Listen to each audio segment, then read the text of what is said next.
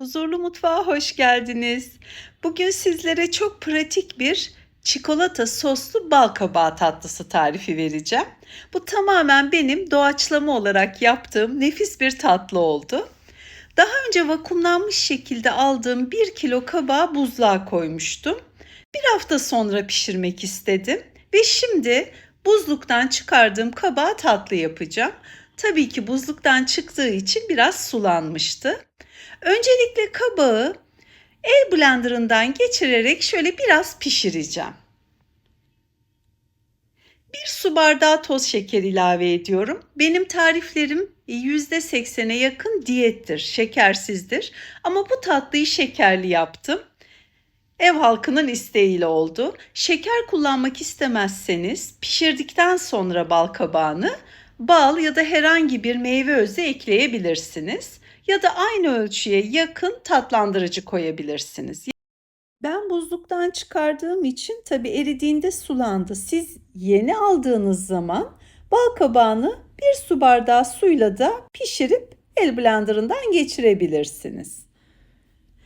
Videoda o arada kamera kapalı kalmış. Pişirdikten sonra bal kabağına da 1 paket vanilya ilave ettim. 3-5 dakika kaynayıp pişmesi yeterli. Arada karıştırın ki dibi de tutmasın. Zaten hemen kısa sürede halledeceksiniz. Bu ölçüden 6 tane bu kaseler, 2 tane de farklı olarak 8 kase tatlım çıktı. Tamamen doldurmuyorum çünkü üzerine çikolata sos, daha doğrusu böyle çikolatalı puding ilave edeceğiz. O da çok güzel bir tarif. Onu mutlaka not edin. Birçok kek ya da tatlınızın üzerinde kullanabilirsiniz.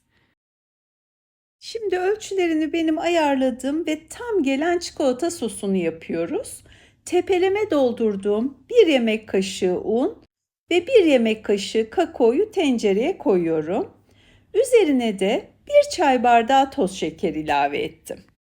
Siz yine tatlandırıcı ya da meyve özleri kullanmak isterseniz aynı ölçüde kullanabilirsiniz. Henüz ocağı yakmadım. Kuru malzemeleri karıştırdıktan sonra 1 su bardağı süt ve yarım su bardağı da su ilave ediyorum. Ocağı orta ateşten biraz kısık yakacağım ve sürekli karıştırarak pişirmeye başlıyorum. Kıvamını arzu ettiğimiz şekilde ayarlayabiliriz. Şimdi kaynadı.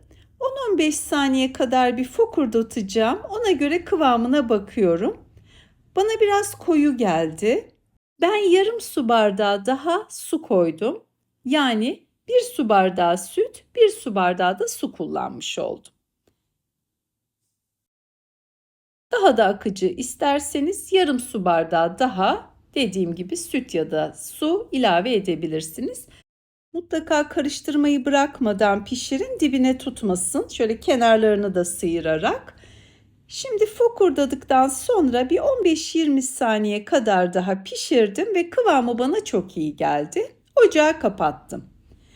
Yarım yemek kaşığı yani 1 tatlı kaşığı dolusu tereyağı ilave ediyorum. Arzu ederseniz margarin de koyabilirsiniz. Ya da hiç koymaya da bilirsiniz ama tereyağı gerçekten güzel bir parlaklık ve lezzet veriyor. Kıvamı görüyorsunuz. Buna da 1 paket vanilya ilave ediyorum. Elimin altında vardı. 2 parça da çikolata, kare çikolata koydum. O da lezzeti değiştiriyor, o da güzelleştiriyor. Damla çikolatanız varsa da 1-2 yemek kaşığı ekleyebilirsiniz. Hepsini şöyle güzelce karıştırıp birbirine yedirdim. Sosumuz hazır. Evde yer fıstığı vardı. İçlerini güzelce şöyle çıkardım, rondoda çektim ve sosun içine ekledim. Kavrulmuş fındık da çok güzel olur buna. Ama böyle gerçekten birazcık kuru yemiş ilave edin. Olay değişiyor. Dediğim gibi bu sosu herhangi bir kek üzerine de dökebilirsiniz. Yalancı tavuk göğsü ya da muhallebi gibi tatlılarınızın üzerine de. Ölçüyü de öyle ayarladım ki çok miktarda olup böyle elinizde artacak bir ölçü olmayacak bu. Şimdi kasedeki bal kabaklarının üzerine birer kepçe olarak döküyorum. Çok eğlenceli, çok pratik ve lezzetli oldu. Mutlaka denemenizi isterim. Bal kabağını biraz sade pişirdim ya, hani böyle jöle gibi yapmadım nişastalı vesaireli. Bu kadar lezzetli olacağını düşünmemiştim. Ama hele bir yapın, şöyle bir soğuduktan sonra tadına bakın, bana hak vereceksiniz. Tadına doyamazsınız. O kadar güzel. Eğer yaparsanız lütfen yorumlara sonucu yazın. Instagram sayfam var benim hem de yıllardır Huzurlu Mutfak Buket Cengiz olarak. Oraya da fotoğrafları atabilirsiniz direkt mesajdan. Ben de story'de paylaşırım zevkle. Sanıyorum yıllardır beni takip eden abonelerim bu tarifimi de deneyeceklerdir. Buraya kadar izlediyseniz eğer lütfen beğenmeyi, bir çiçek ya da kalp olsun, bir emoji, bir yorum bırakmayı unutmayın. Kanalıma abone olmak ücretsizdir.